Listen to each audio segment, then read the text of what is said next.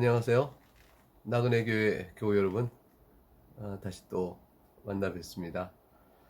어제, 그러니까 사실 녹화 시간은 오늘이에요. 4월 1일 첫날 잠언 19장을 맥주인 성경을 통해서 같이 읽어보셨는데 어떠셨는지요? 사실 제가 말이 굉장히 빨랐죠? 그 듣기 좀 힘드셨겠다 싶습니다. 오늘은 좀 또박또박 한번 말씀을 나눠보겠습니다. 어, 오늘은 잠언 20장을 보는 날인데요. 1절부터 보게 되면 포도주는 거만하게 하는 것이요 독주는 떠들게 하는 것이라 이에 미혹되는 자마다 지혜가 없느니라. 그러니까 이제 이 본문은 지혜로운 자는 어떨 것이냐, 포도주를 마시고 거만하게 또 독주를 마시고 떠드는 사람과 다르다. 술 취하지 말라, 너희는 오직 성령을 따르라고 말씀하셨습니다. 그러니까 성령의 지배를 받는 사람, 말씀의 교훈에 따라 심령을 이끌림 받고 그에 따라가는 사람이 지혜로운 자죠. 그런 자는 포도주를 마시고 독주를 마시고 거만하게 떠들며 미혹되는 일을 겪지 않는다. 세상이 살아감과 참 다르다는 점을 말씀해주고 있습니다. 세상은 포도주와 독주로 거만하게 떠드는 것을 자기 성공과 자랑과 즐거움으로 얻습니다. 2절에 보면 왕의 진노는 사자의 부르짖음과 같으니 그를 노하게 하는 것은 자기 생명을 해하는 것이라. 왕의 진노가 사자의 부르짖음 같으니 얼마나 무섭겠습니까? 그런데 그 왕을 노하게 하는 것은 참으로 미련한 자죠. 자기 생명을 해하게 되는 거예요. 그러니까 누가 이런 왕의 진노를 사겠습니까? 1절에 말한 대로 포도주 마시고 거만하며 독주 마시고 떠들며 미혹당하여 지혜롭지 못한 자들은 결국 왕의 진노를 살 것이고 그 진노는 사자의 부르짖음처럼 무섭습니다. 근데 이 왕의 진노가 이 정도인데 하나님의 진노는 어떨까요? 하나님의 진노 앞에 자기 생명을 지킬 자가 없습니다. 3절 다툼을 멀리하는 것이 사람에게 영광이거늘 미련한 자마다 다툼을 일으킨다 했습니다. 근데 사실 다툼을 일으킨 것은 내가 옳다, 너는 틀렸다는 것이고 또 그것이 내가 옳다는 생각이 과연 옳은가에 대한 신중한 자기 반성 없이 상대를 틀렸다고 정죄하고 바로 들어가는 성급함과 조급함이 있죠. 이런 사람들은 결국은 자신의 영광을 땅에 떨어뜨리게 되어져요. 왜냐하면 틀린 게 드러나면 어떡하겠어요. 그리고 대개 조급하게 다툼을 일으킨 사람은 실수를 많이 하죠. 그러니까 이러한 자들과 비교하여 예수님께서는 화평케 하는 자는 복이 있다고 말씀하셨습니다. 지혜로운 자요, 하나님 앞에서 자신을 돌아볼 수 있는 자라, 이렇게 볼 수 있겠습니다. 독주에 취하고 포도주에 거만한 사람은 다툼을 쉽게 하고 다툼을 가까이 합니다. 그러나 지혜로운 자는 그렇지 않다고 말씀해 주셨습니다. 4절에 게으른 자는 가을에 밭 갈지 아니하나니 그러므로 거둘 때 구걸할지도 얻지 못하니라. 이 게으른 자는 사실상 거만한 자, 떠드는 자, 지혜 없는 자, 다툼을 좋아하는 자들과 속성상 같은 부류의 사람들입니다. 아이 그거 뭐 일하겠나? 나는 나대로 이제 힘들어. 이렇게 말하고 해서 자기 생각대로 근신한 생활을 하지 아니하고 임의대로 살아가는 사람을 뜻하죠. 그러면 되게 게으러져서 결국은 거둘 때 구걸할 줄 얻지 못한다. 구걸하면 되게 불쌍히 여기셔서 뭘 얻겠지만 최소한의 노력과 성실이 없으면 도와줄 사람들을 돌아보지 않는다. 이런 말씀이 되겠습니다. 5절을 한번 같이 읽어볼까요? 사람의 마음에 있는 모략은 깊은 물 같으니라. 그럴지라도 명철한 사람은 그것을 길어내니라. 지혜의 능력입니다. 사람이 지혜로운 사람은 예측과 예단도 해내죠. 그 사람의 판단도 꿰뚫어 보기도 합니다. 여기서 명철한 사람은 지혜의 능력을 말하는데 하나님의 법도와 이치를 깨달은 사람은 세상사를 읽어내는 힘도 탁월할 것이라 할 것이고요. 사실 성령을 쫓고 성령에 따라 사는 사람은 그만큼 영적 분별력이 분명해서 그래서 사람 마음속에 있는 모략, 나를 거짓으로 미혹하려고 하는 꾀를 알아내는 일도 있다는 것이죠. 대개인이 명철한 사람은 성급하지 않고 떠들지 않고 교만하지 않고 다툼을 좋아하지 않기 때문에 그만큼 신중하여 사실은 이러한 좋은 결과를 얻어낼 수가 있습니다. 6절에 많은 사람이 각기 자기 인자함을 자랑하나니 충성된 자를 누가 만날 수 있겠느냐. 사람들이 다 자신의 좋은 점을 얘기하죠. 자기를 자랑해요. 나는 이렇다. 이렇게 선한 일 됐어. 나도 이게 인자하다고. 말하자면 이렇게 남들이 좋아할 만한 많은 것들을 자기가 자랑하지만 사실 그러나 자랑하나니 그러나가 빠졌다 보면 됩니다. 그러나 세상에 정말로 진실한 자, 충성된 자는 진실된 자예요. 그런 자를 정말로 찾아볼 수 있을까? 인간 세상에서.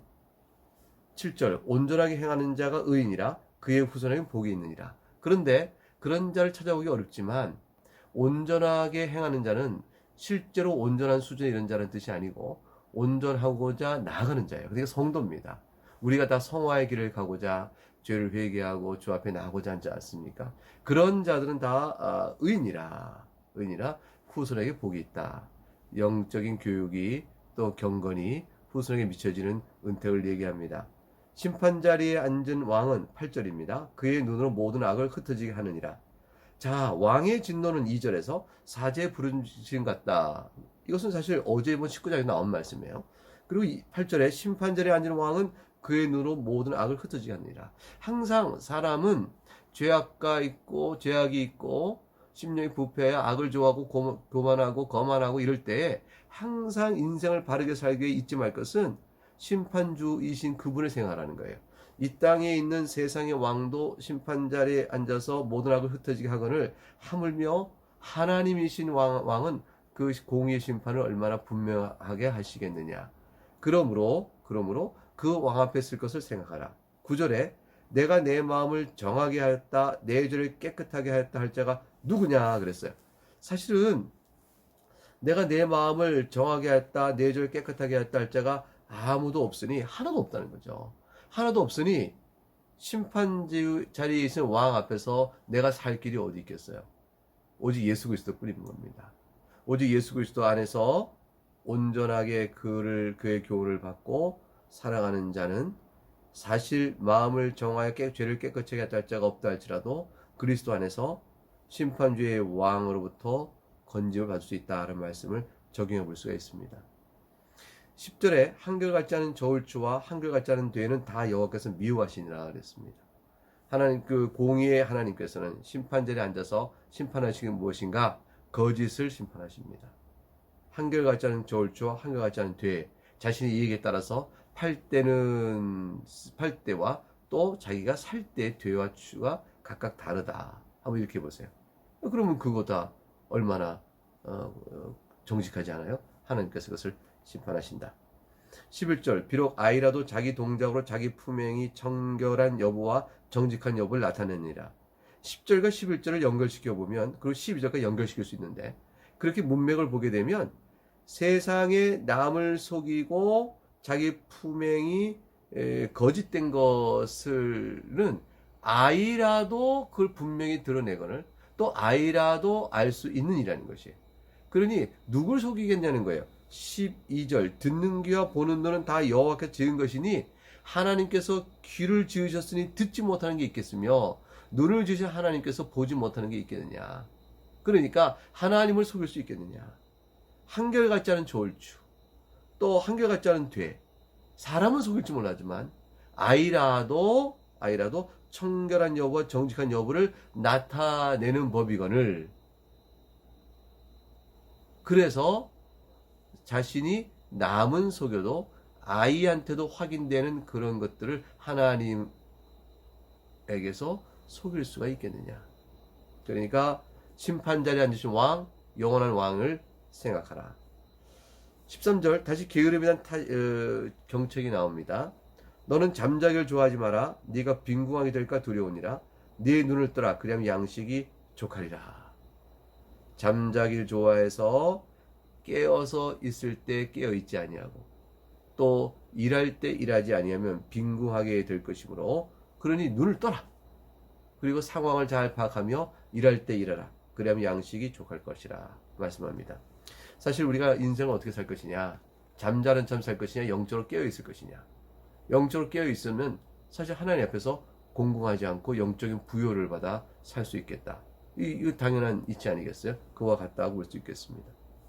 14절 재미난 말씀이죠. 물건은 사는 자가 좋지 못하다 하다가 돌아간 후에는 자랑하느니라. 물건 살 때 흥정하잖아요. 흥정할 때 이 물건 이거 시원찮아요. 이거는 이게 나쁘잖아요. 그러니까 이거 깎아주셔야 돼요. 이래서 항상 물건의 좋은 점과 장점, 내가 바라는 걸 갖고 있다 할지라도 그것은 말하지 않는 거죠. 말하지 않고 물건의 흠을 보는 거죠. 흠을 보고 물건을 최대한 값을 깎은 다음에 돌아가서는 내가 바라는 그것이 있다는 사실을 위해서 흐뭇하고 그것을 아끼고 자랑합니다. 그러니까 사람의 속셈이라는 게 있다는 거죠. 사람의 속셈이 살 때, 딜할 때, 흥정할 때 보면 드러나는 것이죠. 세상은 그렇게 자신의 이기심과 자신의 욕정에 따라 산다. 이렇게 얘기합니다. 15절 세상에 금도 있고 진주도 많거니와 지혜로운 입술이 더욱 귀한 법이니라. 그러니 이런 세상 속에서 정말로 금을 추구하고 진주를 추구하고 사는 것이 복되겠느냐.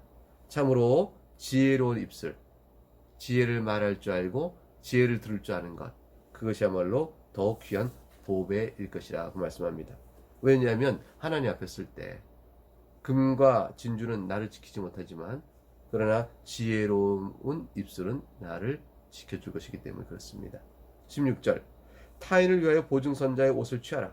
의인을 위하여 외인을 위하여 보증선자는 그의 몸을 볼모 잡을지라 그랬습니다. 보증은 정말로 내가 그에게 이것을 주겠다. 이것을 내가 빼앗겨도 괜찮다라는 그런 의미로 사실 보증을 서주게 되어지는 것이죠. 그러니까 보증을 쓴다는 것은 굉장히 신중해야 되는 것이죠. 섣불리 하지 말고. 그렇기 때문에 만일 모르는 사람을 위해서 보증 쓰는 것은 어리석기 짝이 없잖아요. 외인을 위해서 보증을 쓴다?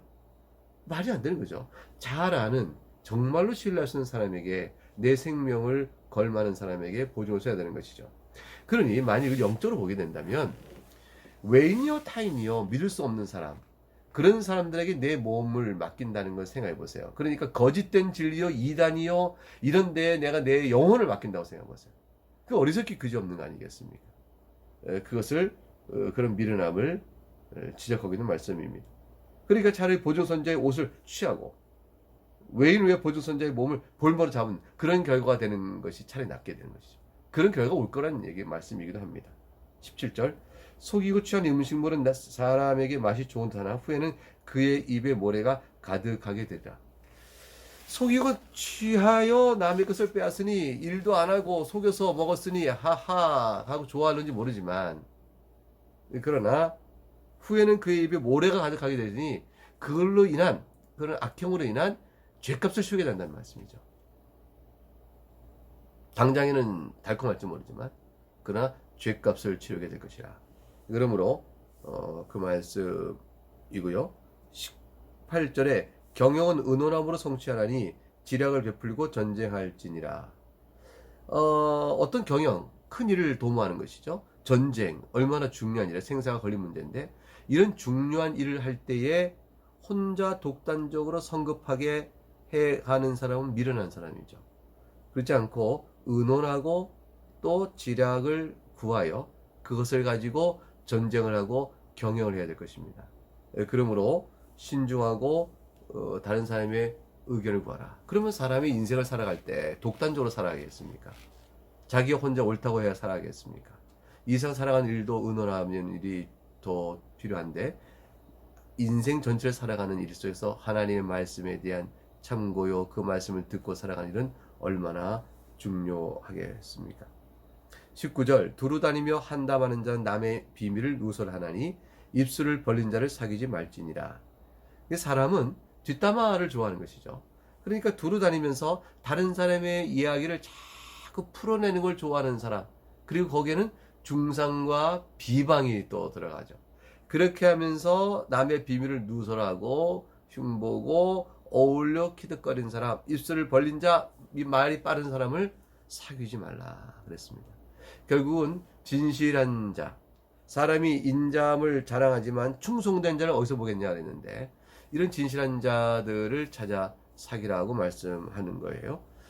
그렇다면 결국은 남의 허물을 들어 이렇게 수근수근대고 또 없는 말을 만들어내고 비밀을 누서라는 사람, 이런 사람들과의 교제가 교회 안의 교제일 수는 없다. 성도는 하나님의 백성이요, 하나님 앞에 서 있게 되니까. 하나님 그걸 다 아시거든요.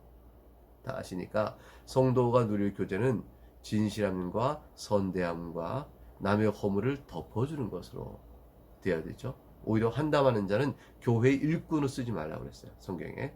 바로 이러한 말씀과 같은 것이죠. 20절에 자기 아비나 어미를 저주하는 자는 그의 등불이 흑암에 꺼짐을 당하리라. 아비나 어미를 저주하는 자, 이건 뭐 계속 반복되죠. 권위와 질서를 존중해야 되는데 그런 자는 나중에 흑암 중에 꺼짐을 당하리라 했어요. 이 흑암에 있어서는 등불이야말로 절실한 것인데 그것이 등불이 꺼져버리면 흑암 속에서 절망과 나아갈 길을 못 찾게 되어지는 것이죠. 그러니까 진리를 발견하지 못하게 되어집니다. 결국 세상 속에서 살아갈 방향 감각이 없게 되어지고 멸망에 이르게 되는 거죠. 그 자체가 심판인 것입니다. 그러니까 하나님의 말씀을 가르치는 부모의 권위, 이 질서 안에 순종하지 않는 아이는 하나님의 말씀을 가정 안에서 배우지 못하게 되죠. 이걸 좀 넓게 보면 교회 안의 영적 권위요? 그런 게 그거 마찬가지예요. 그런 말씀의 가르침을 듣지 아니하면 흑암 중에 등불 없이 다는 자와 똑같은 것이죠. 내 바라의 등이요 내 길의 빛이 하나님의 말씀이거늘 그것이 없는 채 걷는 자의 미련함을 생각해 보세요. 21절 처음에 속히 잡은 산업은 마침내 복이 되지 아니하니라. 여기서 말하는 산업은 부모로부터 받는 유산을 의미합니다. 그러니까 처음에 속히 잡은 유산은 그건 다 이게 주석가든 뭐로 해석하냐면 부모님 생전에 서둘러서 부모님 유산을 받고 싶어 받는 사람, 또 그런 사람들은 또 부모를 재촉하여 받거나 이런 사람들은 결국 손에 유산을 얻으니까 부모 밑에 있으면서 부모의 많은 재산 밑에서 잘 살다가 부모 생전에 먼저 재산을 끊어받아 자기 유산을 받은 사람은 처음에는 뭐 신나죠. 이 탕자의 비유는 바로 그 얘기잖아요. 그렇지만 마침내 복이 되지 아니한다. 탕자가 다 탕진해 보듯이 결국 그렇게 쉽게 얻은 소득은 결국 다 탕진해 버리는 것입니다. 사람의 어리석음을 잘 말씀해 주고 있는 것이죠. 자, 22절 너는 악을 갚겠다 하지 말고 여호와를 기다리라. 공의와 심판주의 하나님을 믿고 있다면 하나님께서 악을 갚아줄 것을 알고 기도하며 기다리는 것이죠. 그러면 하나님께서 너를 구원하리라 하셨습니다. 여러분이 하나님 믿고 나가시고 섭리 가운데 의지하는 게 참 중요하겠죠. 그렇습니다. 악을 갚겠다 하지 말고 오히려 선으로 악을 대하라. 사도 바울이 로마서에서 말씀해 주셨습니다. 하나님의 섭리, 통치를 믿고 의지하는 것이죠. 내가 생전 살아간 동안에 마침내 하나님의 원수 갚음을 못 본다면 어떻게 되느냐. 그것은 하나님께 사실 일이에요. 일이고 우리는 그 믿음대로 살아가고 이 세상 마치고 낙원에 이르러 하나님 앞에 뵈면 우리 신앙의 인내를 주님 칭찬하시죠. 잘 참았도다. 너의 인내를 내가 칭찬하노라. 이렇게 말씀하시겠죠. 다시 23절 한결같지 않은 저울추는 여호와께서 미워하시는 것이요 속이는 저울은 좋지 못한 것이니라. 이게 10절 말씀과 같은 맥락에서 이어져 나오죠. 결국은 저울추가 한결같아야 되는데 슬쩍 봐가지고 속일만한 상황 오면 조금 저울을 속이고 이런 식으로 해서 인내는 하나님이 미워하신다. 여러분 이게 신자가 살아가는 삶의 방편이에요. 정직성과 그 다음에 공평함 이걸 가지고 늘 대해야 합니다. 그러니까 이건 악인에게 대해조차도 이렇게 해야 되는 것이죠. 그래서 우리 그 율법에 보게 되면 레위기도 보게 되면 사실 내가 미워하는 원수의 소가 길에 넘어져서 도움이 필요해요. 그러면은 보니까 저거 원수 미운 사람일 것이구만. 에이 잘됐다 하고 가지 말도록 하게 돼 있어요. 네가 그것을 도와주라 그랬습니다. 이 공평함이죠. 하나님께서는 악인과 선인에게 고루해를 미친다고 하셨어요. 하나님이 정의롭지 않아서가 아니고 하나님께서 마지막 심판하실 것이지만 그러나 공평과 정직으로 대하라 하셨습니다. 악인에게도 오래 참으시사 그렇게 대하시는 하나님이십니다. 하나님께서 그렇게 하심으로 우리가 지금도 살고 있는 거죠. 사실은 우리가 그렇게 돼서 살고 있고 그렇게 해서 믿음의 기회를 얻고 용서의 길을 얻은 겁니다. 우리가 다른 사람에게도 또한 그렇게 해야 할 것입니다. 우리는 정직하게 할 것이며 하나님 미워하신 줄 알고 보기 좋지 않은 줄 알고 공평하게 해야 될 것입니다. 24절 사람을 속이면 어떨까요? 한결같은 저울추와 속이는 저울로 사람을 속일 수 있지만 24절 사람의 걸음은 여호와께로 말미암았나니 사람이 어찌 자기를 알 수 있으랴. 그렇게 해서 자기가 이야 돈 좀 벌었다 할 것 같습니까? 성공할 것 같다 할 것 같습니까? 그러나 결국은 하나님께 정하신 길, 그 하나님께로 말미암는 길이니까 그 길이 결국에는 어떻게 될지, 화가 될지 그 어떻게 알겠어요? 하나님께서 내 길을 다 아시는 줄 알고 하나님의 의지와 뜻을 따라 하나님의 섭리에 충실하게 의지하며 살아가야 될 것입니다. 25절 함부로 이 물건은 거룩하다 하여 서원하고 그 후에 살피면 그것이 사람에게 덫이 되느냐. 사실 경건하잖아요. 하나님께 무엇을 서원하고 그러면 굉장히 경건한 활동인데 미련한 자는 다툼을 일삼고 거만하고 교만하고 조급하여 성급한 겁니다. 보증을 타인과 외인에게도 서줄 만큼 성급한 사람. 이런 사람은 사실 미련해요. 하나님의 지혜가 없죠. 그러니까 하나님을 섬기는 종교 행위와 신앙에 있어서조차도 어리석은 행동을 하게 되는 것이죠. 하나님이 어떤 분인지 생각지 못하고 하나님 앞에서 입을 함부로 말하며 함부로 서원하며 그래야 나중엔 감당치 못할 어려움을 당하게 되는 것이라 이 말씀입니다. 그러므로 하나님이 어떤 분인가를 생각하여 그 앞에 잠잠하며 그 앞에서 신중하라 이렇게 말씀을 주신 것입니다. 26절 지혜로운 왕은 악인들을 키질하며 타작하는 바퀴를 그들 위에 굴리니라. 왕이 자기의 직분을 잘 감당하는 사람은 지혜로운 왕일 터인데 그들은 악인을 잘 살핍니다. 누가 악인이요 누가 의인이요 이거를 잘 살펴서 악인에게 키질하고 타작하는 바퀴를 그들 위에 굴려서 심판의 임무를 합니다. 왕에 맡겨진 공의의 임무를 지혜롭게 잘 행하게 된다는 것이죠. 그럼 참으로 지혜로운 왕은 누구세요? 하나님이시잖아요. 하나님께서 마지막 날에 사탄과 악인들을 마침내 심판해 내실 것입니다. 27절 사람의 영혼은 여호와의 등불이라 사람의 깊은 속을 살피느니라. 사람의 영혼은 여호와의 등불이라고 있습니다. 그러니까 내 영혼이 내 마음속의 일을 모르는 게 없죠. 근데 여호와께서는 내 영혼 자체가 하나님께서 살펴보시는 등불이에요. 그러니까 내 영혼이 하나님께서 내 마음속 것을 알고자 하실 때 내 영혼 자체가 그것을 하나님께 말씀드리는 것과 같아요. 그러니까 하나님은 등불로 나의 영혼을 살펴보시고 또 내 영혼 자체가 하나님이 나를 살펴보신 등불이에요. 그러니까 아무도 하나님을 속일 자가 없는 것이죠. 그러니까 지혜로운 왕이 악인을 키질하고 타작하는 바퀴를 그들에 굴린다, 심판한다 했을 때 그 심판대 앞에서 사람이 자기 마음속 깊은 것을 다 아는 그런 왕 앞에서 어떻게 자기를 용서와 살 길을 찾을 수 있을까요? 28절에 왕은 인자와 진리로 스스로 보호하고 그의 왕위도 인자함으로 말미암아 경고하느냐. 이 말씀 속에서 우리의 위로가 있습니다. 사실 왕은 공의로 심판하지만 또한 진리와 인자로 왕의 왕됨을 드러내십니다. 그러니까 왕은 진리와 인자로 스스로 자신을 보호한다. 자기를 보호한다 그랬어요. 이것은 말하자면 인자와 진리가 왕을 보호한다. 이런 말과 똑같은 말이 돼요. 왕은 인자와 진리로 스스로를 보호한다. 능동태로 말한 거지만 인자와 진리로 되는 것은 인자와 진리가 왕을 보호해 준다는 말. 그때 왕은 목적격이 되어지죠. 그럼 왕은 인자와 진리로 말미암아 보호를 받는다. 이렇게 수동태로 될 수 있는 겁니다. 그래서 왕이 인자와 진리로 항행함으로 자신을 보호하는 것은 인자와 진리로 말미암아 왕이 보호를 받는다는 말과 똑같아요. 왕의 왕됨의 높은 영광과 또 권위와 그 찬양은 그의 인자하심을 통해서 나온다. 그러면 참된 인자하신 우리의 하나님, 긍휼과 자비와 풍성한 하나님은 우리의 하나님으로 영광을 받을 수 있는 거죠. 누가 하나님을 찬송할 수 있을까요? 공의 심판대 앞에 죄악에 있는 악인들은 못하고요. 오직 예수 그리스도 말미암아 하나님의 인자와 그 긍휼하심을 맛본 사람들은 하나님을 찬양하게 되어지는 것이죠. 왕이 공의의 심판은 엄격히 하지만 인자와 자비가 없으면 사람들에게 존경을 못 받는 겁니다. 우리의 참된 왕이신 하나님께서는 공의의 하나님이시면서 또한 인자와 자비와 풍성하신 하나님이십니다. 왕의 참된 원형이시죠.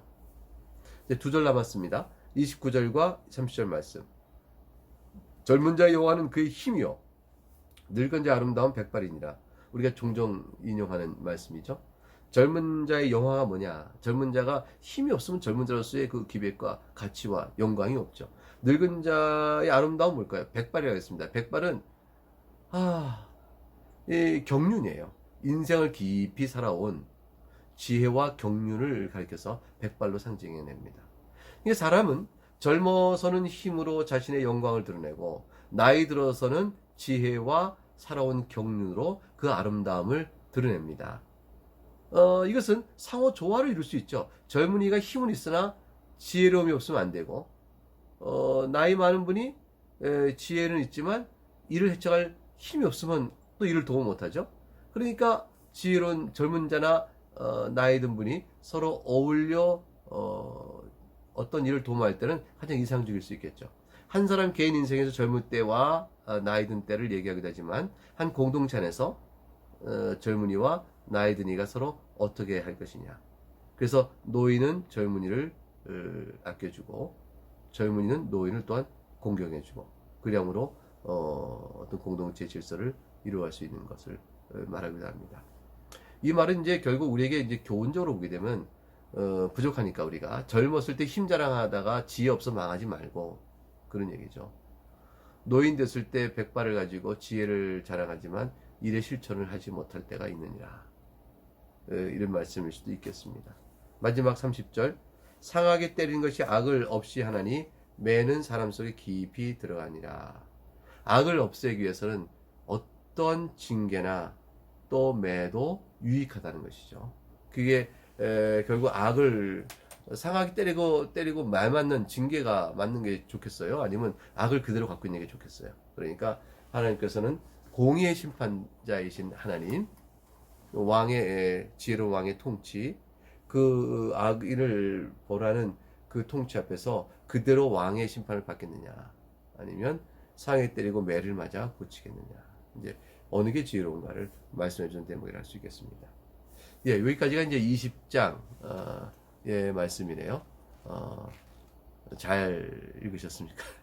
한 장 같이 이렇게 읽어봤는데 여러분 또 풍성한 하나님의 말씀의 은혜가 여러분 모두에게 있기를 바라겠습니다. 코로나19 조심하시고요. 다시 또 내일 뵙겠습니다. 감사합니다.